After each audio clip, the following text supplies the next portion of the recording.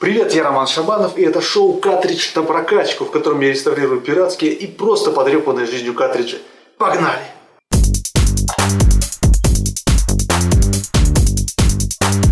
В комментариях меня часто просят прокачать картридж для Super Nintendo. Да мне и самому интересно это сделать, правда сейчас все упирается в картридж для SNES, которого у меня нет.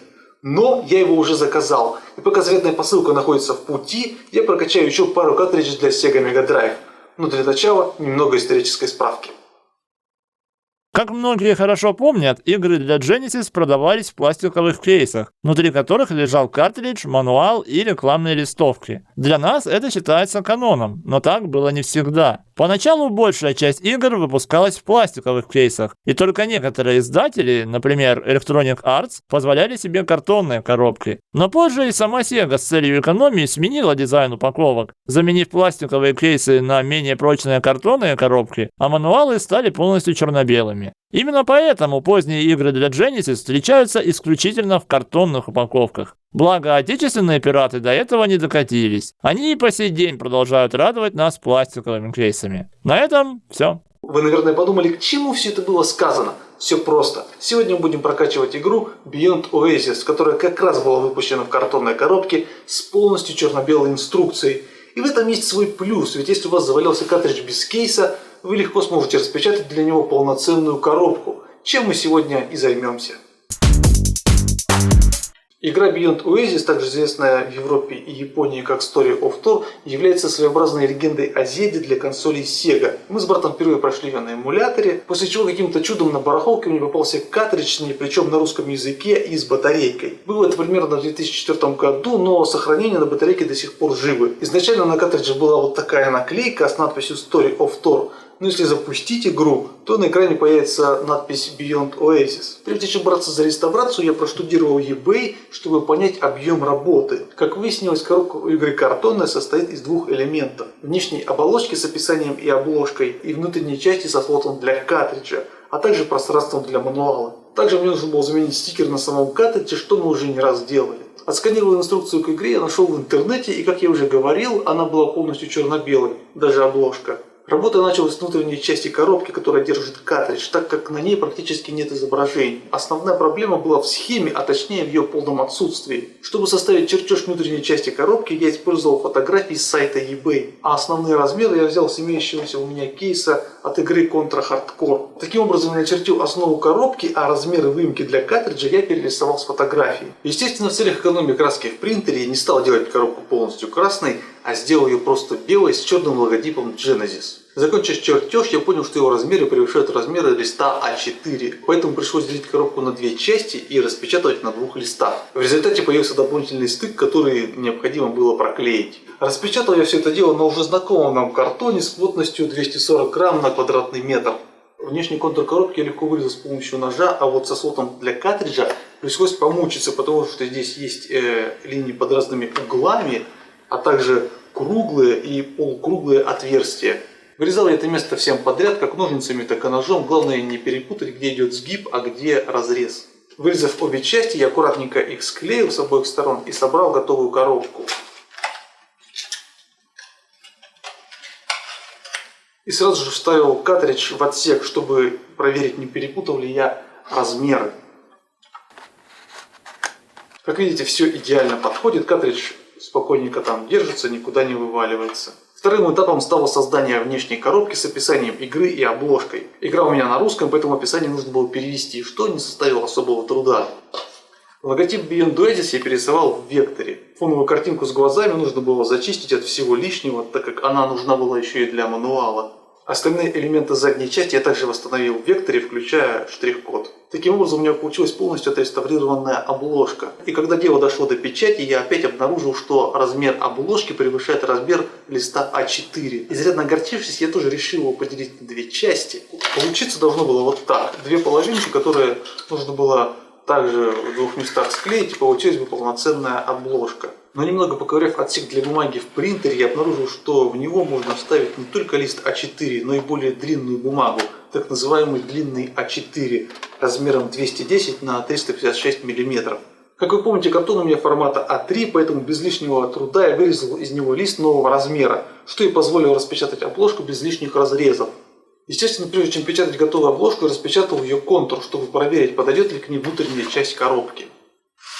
Как видите, все идеально сошлось, коробка помещается внутри и никуда не выпадает.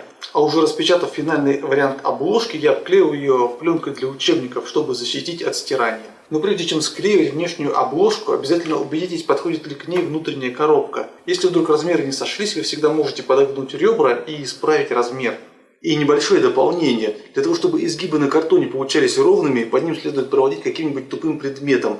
Я использовал вот такую палочку с шариком на конце. Но вы вполне можете использовать обычную закончившуюся шариковую ручку. Главное не переусердствовать с нажатием. С коробкой мы закончили, теперь можно заняться созданием стикера. Как вы могли заметить, он состоит из тех же картинок, что и обложка. Поэтому достаточно быстро его сделал, просто переработав размер картинки. Распечатал все это дело, обклеил пленкой, и в результате у меня получился вот такой вот стикер, который осталось наклеить на картридж. Теперь нам осталось решить вопрос с мануалом. Первым делом я взялся за перевод текста инструкции. На это у меня ушло 2 дня. Благо текста там не очень много. Затем нужно было превратить черно-белые картинки в цветные. Обложку я восстановил без труда, все так же взяв за основу коробку от игры. А вот на раскраску скриншотов, использованных в мануале, у меня ушла целая неделя кропотливого труда. Я заморочился и решил, что скриншоты должны быть максимально приближены к оригиналу. И поэтому я реставрировал каждое изображение, собирая его из спрайтов игры, на что уходило просто колоссальное количество времени. Происходило все примерно так. Я брал скриншот игры и с помощью карты уровней находил для него подходящий фон. Когда мне удалось найти именно тот фон, что использовался на скрине, я переходил к поиску спрайтов врагов и главного героя. Некоторые спрайты приходилось вытаскивать из игры, так как их не было в интернете. Все это происходило просто адски долго, и за вечер я мог отреставрировать только 2-3 картинки. Несколько раз я даже хотел все это дело бросить, но все-таки находил в себе силы, чтобы продолжить работу. Еще несколько дней у меня ушло на компоновку страниц и подбор необходимых шрифтов, что немаловажно. О том, как распечатывать и вырезать мануал, я уже рассказывал в предыдущих выпусках, поэтому кому это интересно, просто посмотрите их еще раз. Примерно 2 недели я провозился с реставрацией этой инструкции, и теперь давайте посмотрим, как же круто она выглядит. Все картинки цветные, шрифты как в оригинале, весь текст полностью на русском. Просто небо и земля по сравнению с оригинальной черно-белой инструкцией по эксплуатации. Ну и по сложившейся традиции мне осталось объединить все элементы Beyond Oasis в единый комплект. Мануал, картридж и 2 кусочка коробки. Значит, первым делом мы вставляем мануал. Вот так вот открывается сверху коробочка. Мануал мы вставляем в него, в эту коробку. Вот видите, он тут. Мануал должен лежать именно под картриджем. Теперь кладем картридж сверху.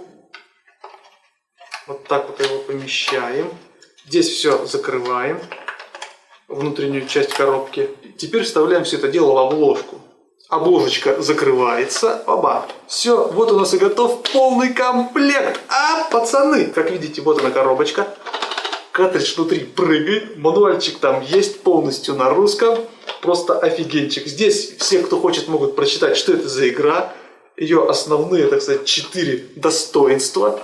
2 недели, ребята, 2 недели я убил на то, чтобы вот это все сделать. Это просто нереально. Но игра того стоит. Игра стоит, чтобы поставить ее потом на полочку. Это просто знаковая игра для сеговских игр.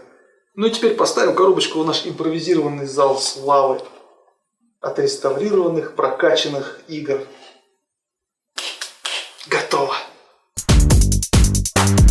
И теперь я вкратце расскажу о второй прокачанной мной игре. Эта игра называется Lakers против Celtics и NBA Playoff. Первый полноценный баскетбол для Mega Drive.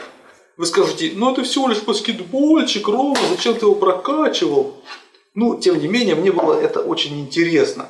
Как видите, здесь у меня есть мануальчик. У него немножко другой размер, он отличается от оригинальных сеговских, потому что Electronic Arts они любили попакостить. Мануал также полностью переведен на русский, у него получилось 42 страницы, это было очень долго переводить, но благо скриншотов там было не так много, как в Beyond Oasis. Также я поменял этикетку на самом картридже. В оригинале он был немножко другой формы, но я подогнал размеры, так что теперь все в порядке. Здесь есть название, как видите, здесь все тоже в порядке. Коробка, как видите, маленькая, наша, пиратская. Здесь все тоже на русском. Если вы хотите почитать, прочитайте. У меня даже сохранился чек от игры. Куплена она была 15 августа 2006 года. Когда я покупал игру, у нее была вот такая обложка. Было написано NBA 2000. И скриншоты, как вы можете заметить, совсем не от этой игры. Я рассчитывал купить как минимум NBA Live 95, но пираты, к сожалению, обманули меня этими скриншотами. И поначалу я даже расстроился, что купил такую древнюю игру. Но со временем, почитав про эту игру, я понял, что это самый первый баскетбол полноценный на Mega Drive. И я решил перевести мануал, чтобы просто понять, как правильно в него играть.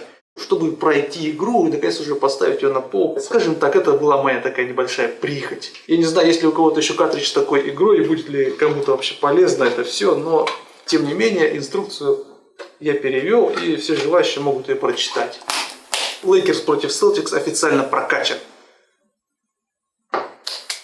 Готово. На этом очередной выпуск шоу «Картриджи на прокачку» подошел к концу. Как обычно, все файлы с инструкциями и обложками вы сможете найти в группе ВКонтакте по ссылке в описании к видео. Также не забудьте подписаться на канал, поставить лайк или дизлайк, оставить какой-нибудь хороший комментарий и вступить в группу ВКонтакте. Рома, Что такое, хриплый? тут тебе какая-то посылка пришла. На, посмотри. Да? И что же там такое в этой посылочке? Давайте посмотрим.